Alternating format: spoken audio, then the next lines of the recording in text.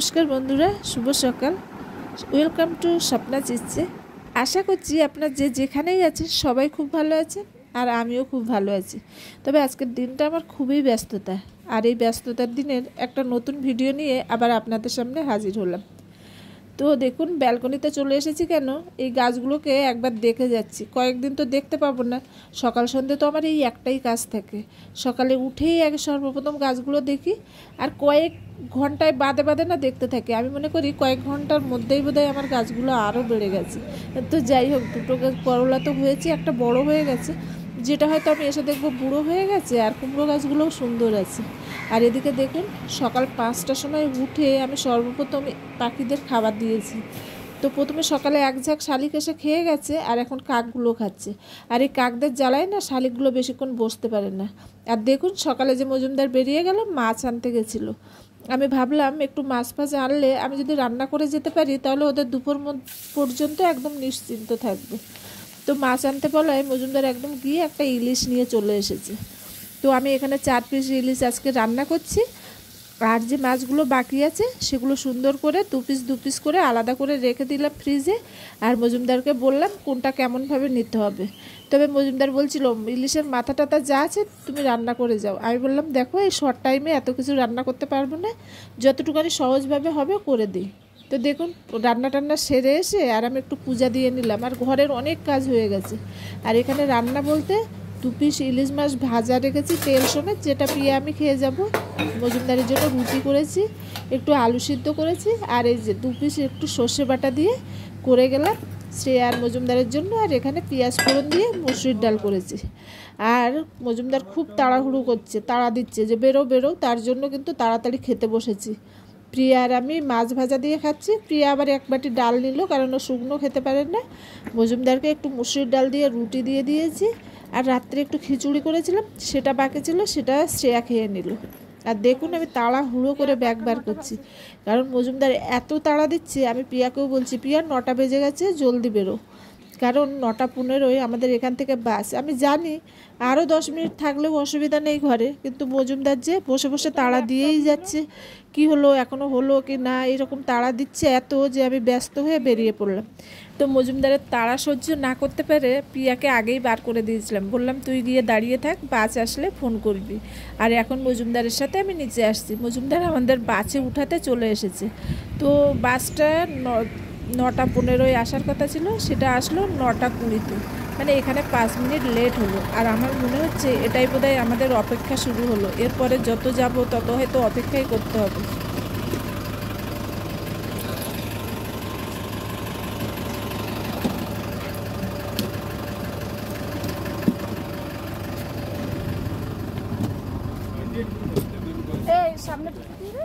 বাসটা কিন্তু পুরোটাই ফাঁকা, কারণ এটাই হচ্ছে ফার্স্ট স্টপেজ, আর আমরা হচ্ছে প্রথম প্যাসেঞ্জার। তো আমরা উঠে আমাদের মতো পছন্দ অনুযায়ী জায়গা নিয়ে নিলাম। প্রিয়া সামনে বসতে যাচ্ছিল, কিন্তু ব্যাগটা মানে ট্রলিটা সামনে জায়গা হলো না, তাই ও একটু পিছনে বসলো, আমি সামনে বসলাম। এরপরের থেকে সবাই উঠবে। আর মজুমদার না পিছনে দাঁড়িয়ে আছে, তো আমি না ঠিকভাবে দেখতে পেলাম না, মানে পারলাম না আর কি। কেমন যেন মনটার ভিতরে না কেমন যেন করছিল, মানে নিজের মানুষকে ছেড়ে যাওয়ার যে একটা কষ্ট না, সেটাই যেন লাগছিল।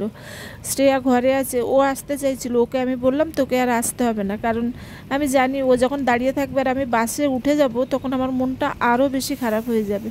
আমি যখন ঘর থেকে বেরোচ্ছিলাম, তখন সিঁড়ি অবধি চলে এসেছি, আবার কি মনে হলো ছুটতে বা ঘরে গিয়ে শ্রেয়াকে ডেকে ওকে একটুখানি জড়িয়ে ধরে আদর করলাম, করে বললাম বাবু ভালোভাবে থাকিস। ও আমার দেখে ও নিজেই বলল, মা তুমি তো এই 1-2 দিনের জন্য যাচ্ছ, আবার তো এক্ষুনি মানে আর 2-1 দিন পরেই চলে আসবে, তো কি হবে, আমি ফোনে তোমার সাথে কথা বলবো। তো আমার মন খারাপ দেখে না ও নিজেকে সান্ত্বনা দিয়ে আমাকে সান্ত্বনা দেওয়ার চেষ্টা করছিল। তো যাই হোক, আপন মানুষ ছেড়ে গেলে সত্যি মনে প্রচুর প্রচুর ধরনের কষ্ট হয়। আর এই যে বাইরের যে কি সুন্দর দৃশ্য না, মানে চোখটা যেন একদম শান্ত হয়ে গেল। তা আমি ভাবলাম আপনাদের সাথেও একটু শেয়ার করি। হয়তো এই দৃশ্যটা যতটা সুন্দর লাগছে ক্যামেরায় ততটা সুন্দরভাবে দেখা যাচ্ছে না, কিন্তু সত্যিই বলছি বাইরের দিকে তাকালেই না মন চোখ দুটোই যেন মুগ্ধ হয়ে গেছে।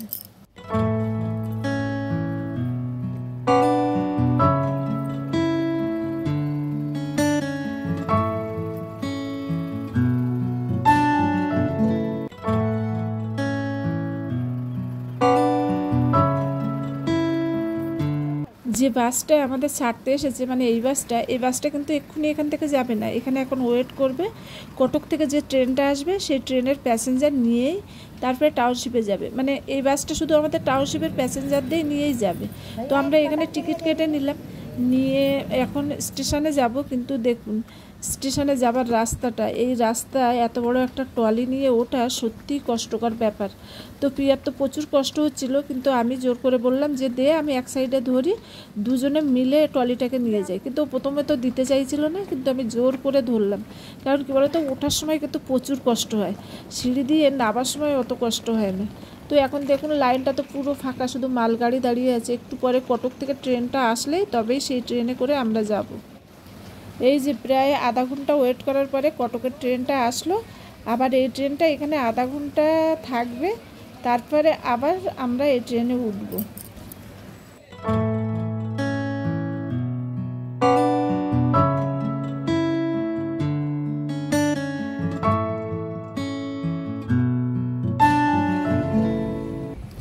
তো পুরো 1 ঘন্টা ওয়েট করার পরে ট্রেনটা ছেড়েছে। আর ট্রেনটা দেখুন পুরো ফাঁকা, কারণ আমরা ফার্স্ট স্টপেজ থেকেই উঠেছি। পারাদ্বীপই এর ফার্স্ট স্টপেজ এবং লাস্ট স্টপেজ। তো সেখান থেকে উঠে পড়েছি। তো ট্রেনটা একদম ফাঁকা ফাঁকা, ওরা দুজন বসে ওখানে গল্প করছে আর আমি এই সাইডে বসে বাইরের এই মনোরম দৃশ্য দেখতে দেখতেই মানে জার্নিটা শুরু করলাম।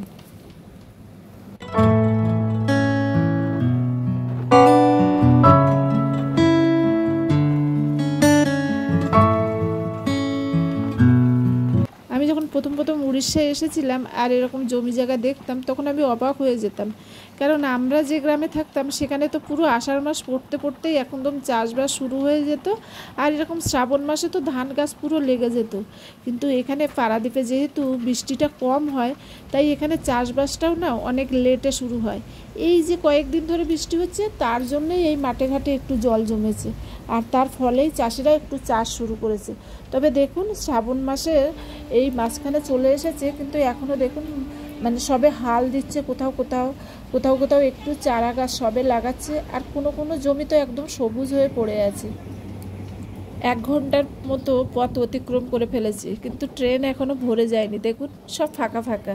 তার জন্যে তো কেউ ঘুমাচ্ছে, কেউ হাত পা ছড়িয়ে বসে আছে, কেউ পা তুলে আর একটা সিটের ওপরে মোবাইল দেখছে, কেউ নিজের মস্তিতে অন্যের সাথে গল্প করছে। তো বেশ ভালোই কাটছে। এখানে তো চাপাচাপিও নেই, ঠাসাঠাসিও নেই, হই হুল্লোড়ও নেই, আর চিল্লাচিল্লিও কিছুই নেই। শুধু বাইরের দৃশ্য দেখতে দেখতে সুন্দর একটা জার্নি। দুই ধারে যেহেতু গ্রাম্য পরিবেশ, আর ধান জমি, কোথাও গরু চড়ছে, কোথাও ছাগল চড়ছে, তো দেখতে বেশ ভালো লাগছে। আর জার্নিটা প্রথম শুরুটা খারাপ হয়নি, বেশ ভালোই লাগছে।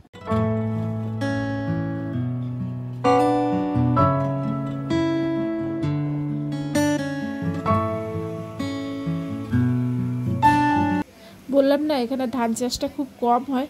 দেখুন এই জমিগুলোতে এখনও হালই আসেনি, মানে হাল চাষই হয়নি। ধান তো অনেক লাগানো দূরের কথা, একটা ঘাসও এখান থেকে ওঠানো হয়নি। শুধু এখানে এখনও গরু মহিষ সব চড়ে বেড়াচ্ছে। তো এখানে চাষবাসের হাল এই রকমই।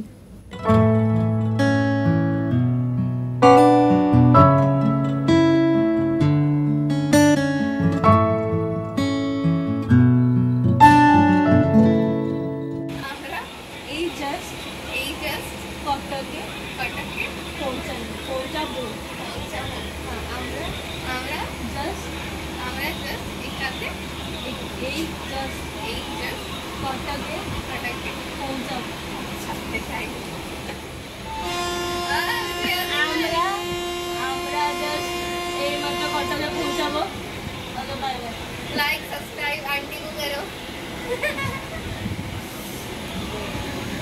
প্রিয়া যার সাথে গল্প করছে সে আমাদের টাউনশিপেরই একজন বাচ্চা, ও পড়ার জন্য বেনারসে যাবে।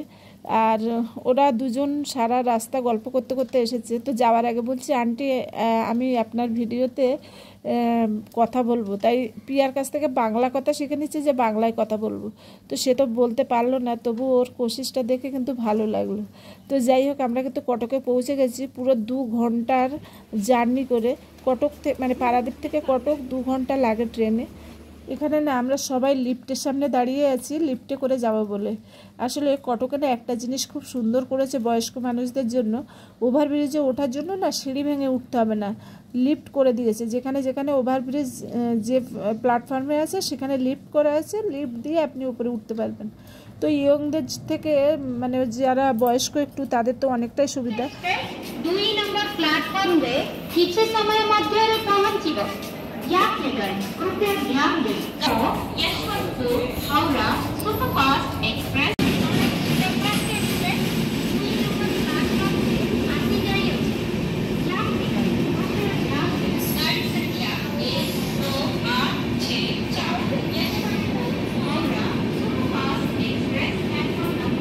ট্রেনের জন্য ঘন্টার পর ঘন্টা বসে থাকা, তাই আবার এই গরমে সত্যিই কষ্টদায়ক।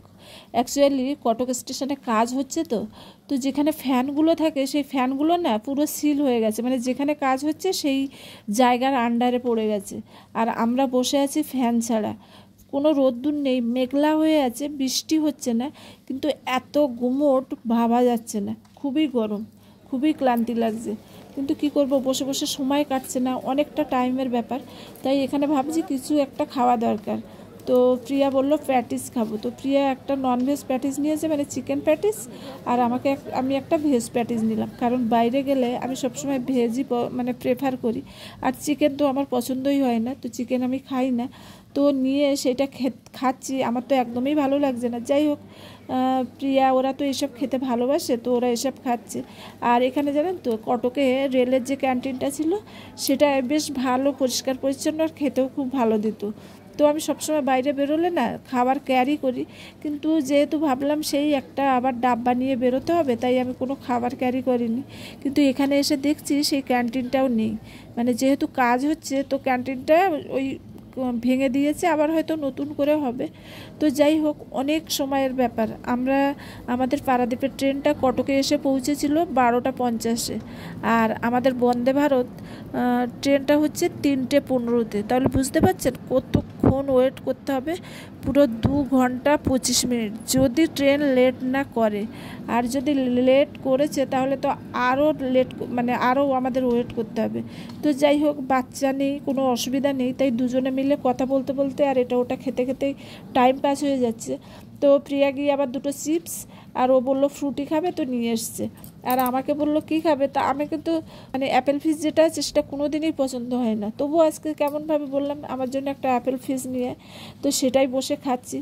আর বসতে বসতে না উঠে এসেছি, কেন বলুন তো, একটা হ্যাঙ্কি নেব বলে। দূর থেকে দেখলাম এখানে হ্যাঙ্কি ঝুলছে, কিন্তু কি হয়েছে জানেন, এসে দেখছি হ্যাঙ্কি তো না, মনে হচ্ছে সেই হ্যান্ড ওয়াশের যে তালগুলো হয় না একটু মিডিয়াম সাইজের, সেইগুলো দেখুন কত বড়। তো আমি বললাম এত বড়টা তো নেব না, তো কি করলাম, ছেলেদের যে হ্যাঙ্কিগুলো হয় না বেশ একটু বড় বড় কটনের পাতলা, সেই হ্যাঙ্কিটা নিলাম। একে গরম, তারপরে এখানে ক্রেন দিয়ে সব যে ঘরগুলো আছে সেগুলো ভাঙছে, সেই আওয়াজে একদম পরিশান হয়ে গেছি। আর আসার সময় একটাই হ্যাঙ্কি এনেছি, যেটা প্রিয়া নিয়ে মুখ মুছতে শুরু করেছে, তো বাধ্য হয়ে আমার হ্যাঙ্কিটা নিতে হলো। এক্সপ্রেস সাঁতরাগাছি অবধি যাবে, আমাদের ট্রেন 15 মিনিট লেট।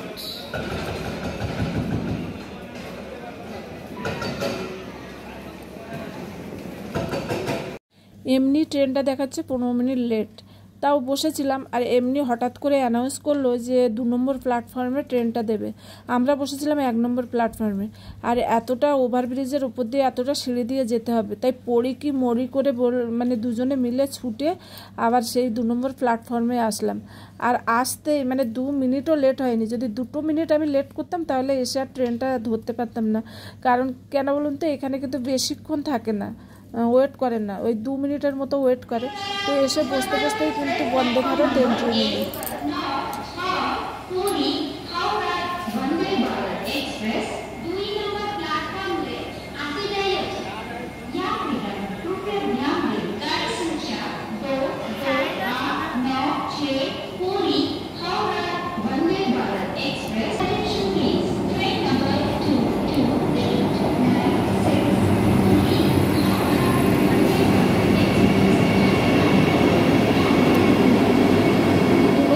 প্ল্যাটফর্ম ফাঁকা আর এমন কিছু প্যাসেঞ্জার এখান থেকে ওঠেনি, তাই তাড়াহুড়ো হয়নি। কিন্তু তবু আমি পিছন ফিরে প্রিয়াকে বলছিলাম আমাদের যে কম্পার্টমেন্টটা ওটা 12C ছিল। আমি বললাম তাড়াতাড়ি এসে 12C কোথায় আছে দেখ, কারণ কি জানতাম কটক স্টেশনে 2 মিনিট দাঁড়ায়, তো লেট করা যাবে না, আর অত বড় ট্রলিটাও উঠাতে হবে।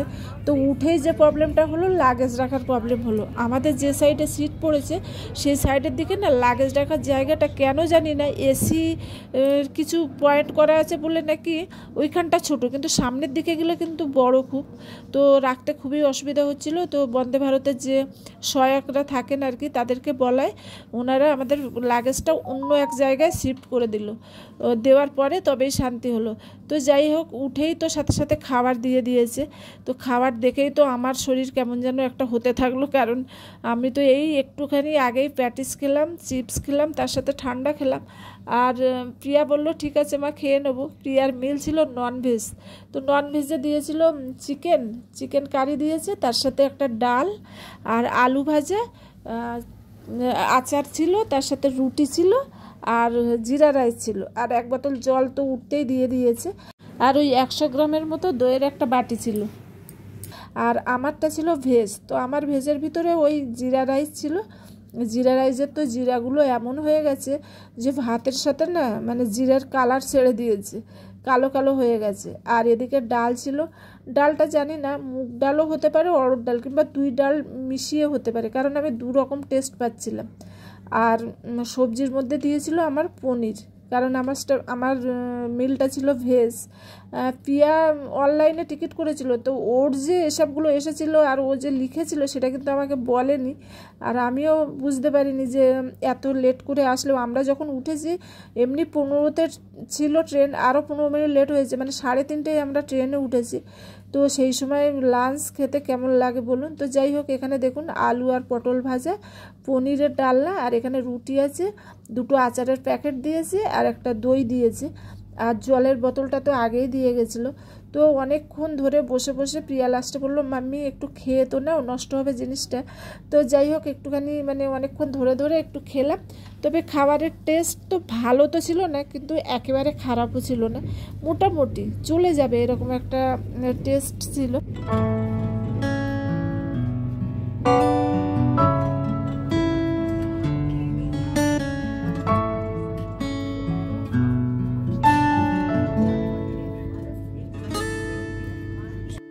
শেষ না হতে হতে কিন্তু পরে সবাইকে একটা করে ভ্যানিলা দিয়ে গেছে, সবাইকে মানে আমাদের তো দিয়েছে, আমরা তো লাস্ট উঠেছি, আর তার আগে যারা খেয়েছে তাদেরও নিশ্চয়ই দিয়েছে। আর প্রিয়া এখানে বললো দইটা টেস্ট করবে, টক দই কি মিষ্টি দই, কিন্তু দইটা ছিল টক দই, কিন্তু টেস্ট একদমই ভালো ছিল না। প্রিয়াও একবার মুখে দিয়ে রেখে দিয়েছে, আর আমিও একবার মুখে দিয়ে আর খাইনি।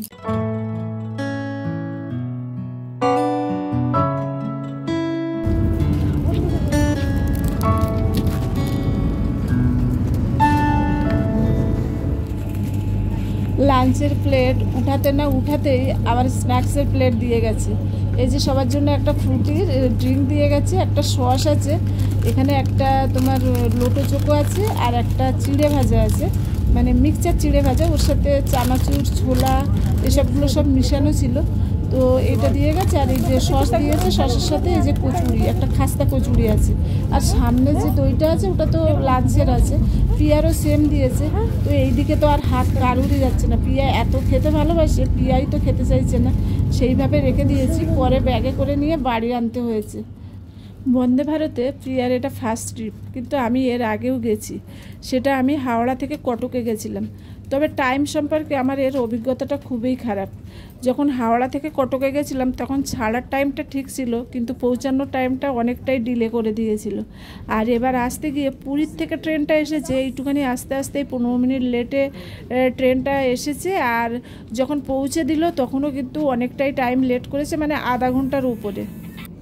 আর আমার কোনোদিন কোনো টয়লেট বা বাথরুম নিজেও দেখতে ভালো লাগে না, আর কাউকে দেখাতেও ভালো লাগে না। তবে হ্যাঁ বলছি, এখানে বাথরুমটা অন্য ট্রেনের থেকে অনেকটাই পরিষ্কার পরিচ্ছন্ন। তবে আমি প্রথমবার যখন গেছিলাম তখন তো নতুন ছিল, আরও চকচকে ছিল। তো বেসিন টেসিনগুলো মোটামুটি পরিষ্কার পরিচ্ছন্ন থাকেই। আর আমাদের কিন্তু এখন সন্ধে হয়ে গেছে, বাইরেটা দেখাবার চেষ্টা করছি, যেটা পারলাম না। বাইরে অযোধ্যারায় বৃষ্টি হচ্ছে, আর ভিতরে এসি, বেশ ভালো ঠান্ডা লাগছিল, মনে হচ্ছিল একটা চাদর না এনে সব থেকে ভুল কাজ করেছি। আর আমি না বাইরেটা দেখাবার চেষ্টা করছি, যেটা দেখাতেই পারলাম না।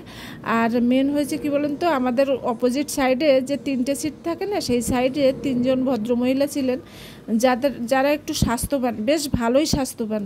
তো তাদের না প্রচুর গরম লাগছে আর সবার ঠান্ডা লাগছে। তারা মানে বন্দে ভারতের যে হেল্পাররা আছে তাদের বলে বলে এসি কিছুতেই বন্ধ করতে দিচ্ছে না, আর নিজেদের জন্য চালিয়ে নিচ্ছে, আর সবাই কিন্তু একদম পরিশান হয়ে যাচ্ছে ঠান্ডায়।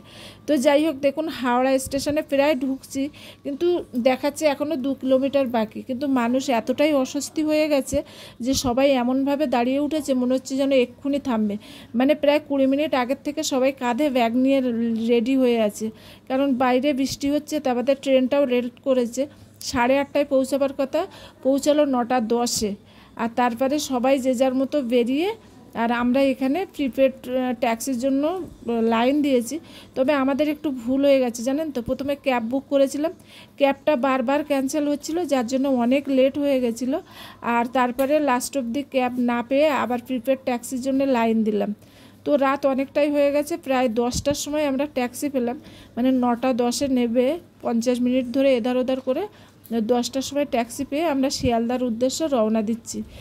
অ্যাকচুয়ালি যেহেতু পারাদ্বীপে থাকি, আর এরকম রাত 10টার সময় খুব প্রয়োজন না হলে বাইরে বেরোনো হয় না, তাই আমার হয়তো মনে হচ্ছে যে অনেক রাত হয়ে গেছে। কিন্তু আমি জানি কলকাতার জীবনযাত্রা রাত 10টা মানে কিছুই না।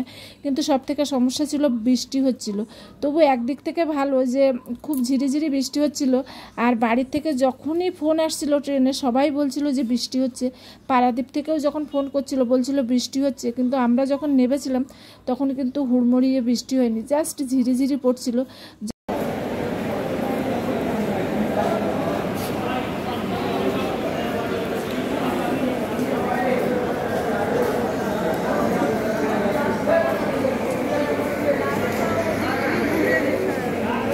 তুমুল বৃষ্টি না হওয়ায় রাত হলেও ভগবান একদিক থেকে কিন্তু বাঁচিয়ে দিয়েছে।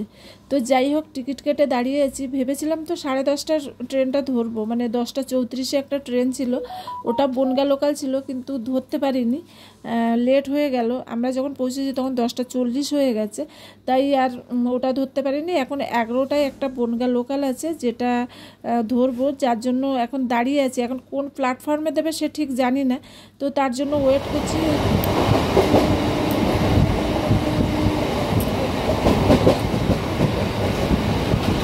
আমরা যখন ট্রেনের অর্ধেক রাস্তায়, তখন টাইম হয়েছে 23:44, মানে 11:44 অলরেডি বেজে গেছে।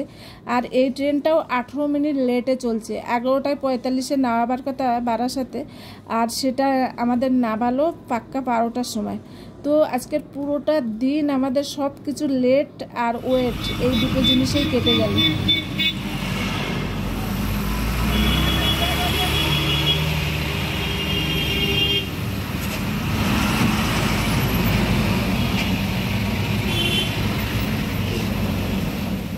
এটাই আমার লাস্ট সওয়ারি। এই টোটোটা এবার যেখানে গিয়ে থামবে সেটাই হচ্ছে আমার গন্তব্যস্থল। তো যাই হোক, এইভাবে এত রাত্রে কোনো দিন জার্নি করিনি, এত বৃষ্টি, এত সারাদিন ওয়েট, এত পরিশ্রম, লাস্ট অবধি বাড়ি পৌঁছে গেছি ঠিকঠাকভাবে, সেটাই আমার কাছে সবথেকে ভালো কথা আর কি। আর আমি এখন যে ঢুকছি, এখন কিন্তু 12:30 বাজে। আর সবথেকে বড় কথা, আমি কোথায় এসেছি সেটা আপনাদের সাথে বলা হয়নি। আমি কিন্তু একদম থ্রু আমার ভাইয়ের বাড়ি, মানে আমার বাপের বাড়ি চলে এসেছি, কারণ প্রিয়ার কলেজে এখান থেকে যাওয়ার অনেকটা সুবিধা। আর ওর কলেজে যেতে হবে 2 তারিখে। আজকে আমি 31 তারিখে বেরিয়েছি।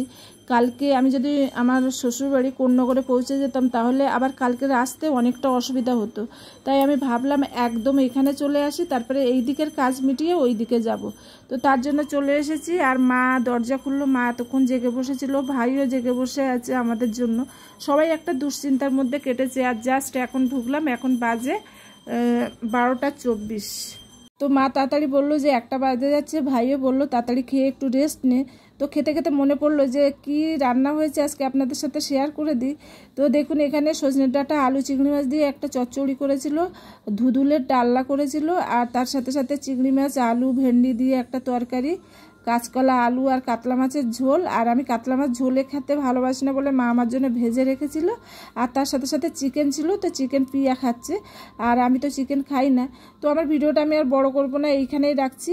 যদি আমার ভিডিও ভালো লাগে তাহলে অবশ্যই লাইক, শেয়ার, কমেন্ট করবেন আর সাবস্ক্রাইব করবেন। তবে আজকের মতো রাখি, আবার আসবো আর একটা নতুন ভিডিও নিয়ে। ততক্ষণের জন্য আপনারা সবাই ভালো থাকবেন এবং সুস্থ থাকবেন।